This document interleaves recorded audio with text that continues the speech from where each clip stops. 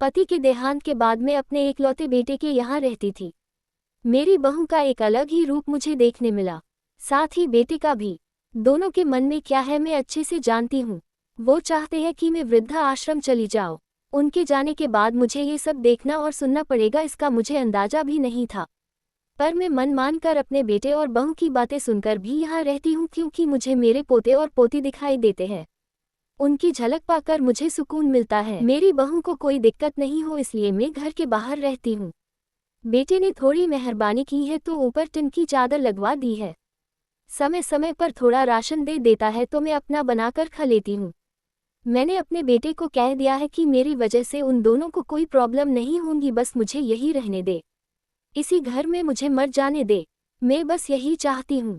मैं अपने आप को खुशकिस्मत समझती हूँ कि मेरे बेटे और बहू कम से कम मेरे लिए इतना तो कर रहे हैं। मेरा बेटा सुबह 9 बजे नौकरी जाता है और बच्चे भी उसी समय स्कूल जाते हैं। फिर शाम को 6 बजे मेरा बेटा वापस आता है। बच्चे 3 बजे आते हैं। उन्हें आते जाते निकलते देख मुझे बड़ा सुकून मिलता। मेरे पति के दोस्त थे, उनकी पत्नी का भी स्वर्गवास हो गया है।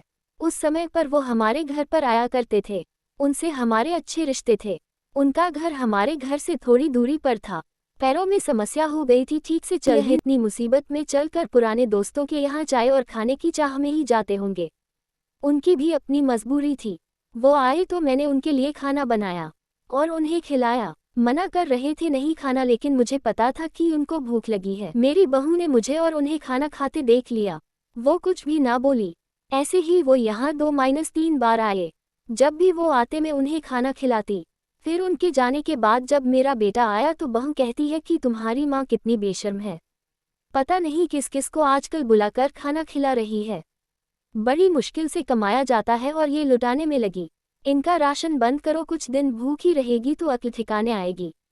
मैंने कहा कि मैं अपने हिस्से का उन्हें खिलाती हूँ, तुम्हारे पिता के पुराने मित्र हैं। फिर भी बहू का उल्टा सीधा बोलना शुरू रहा। घर के बाहर रहकर इनको आज़ादी मिल गई है, पता नहीं क्या क्या करती है। बेटा भी बोला कि कुछ दिन भूखा ही रहने दो इन्हें।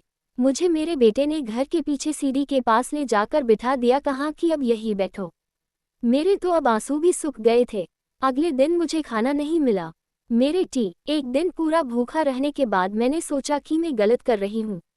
मुझे अब अपने बेटे के यहाँ नहीं रहना चाहिए और शायद गलती भी मेरी ही है। मेरी ही परवरिश में कोई कमी रही है, तभी तो ये परिणाम आया। अगली सुबह मैंने अपने बेटे को कहा कि मुझे वृद्धा आश्रम छोड़ आ, अब मैं तुम दोनों को ज़्यादा परेशान नहीं करना चाहती। बहू ने कहा कि एक दिन भूखी रही तो अक्ल ठिकाने आ गई ना। बेटे के चेहरे पर भी अजीब सी खुशी थी, जल्दी से तैयार हो गया मुझे छोड़ने के लिए। बहू कह रही थी कि आज की छुट्टी ले लो, यही आसपास मत छोड़ आना, कहीं 3 दिन में वापस आ जाए। मैंने अपनी बहू से कहा कि बेटी चिंता मत कर, मैं अब नहीं आऊंगी। मैंने अपने पोता पोती को गले लगाया।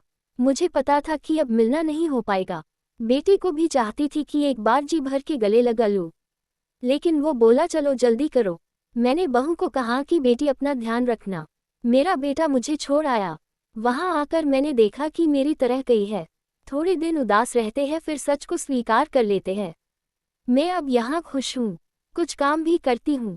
मैं चाहती हूँ कि ऐसा कहूँ कि ऐसा किसी के साथ ना हो, लेकिन ऐसा कब किसके साथ हो जाए कोई बता नहीं सकता।